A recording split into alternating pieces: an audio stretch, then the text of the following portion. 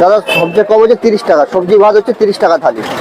মিনিকেট চালের ভাত থাকবে, মুগের ডাল, আর থাকবে আলু ভাজা বা আলু চোখা থাকবে, এবার লেবু পেঁয়াজ যেমন থাকে সেটা থাকবে। এটা সরু চালের ভাত যাচ্ছে। হ্যাঁ, এটা 35 টাকা স্টার্টিং প্লেটটা যাচ্ছে। চিকেন ভাতটা হচ্ছে 80 টাকা। হ্যাঁ, কি বলছো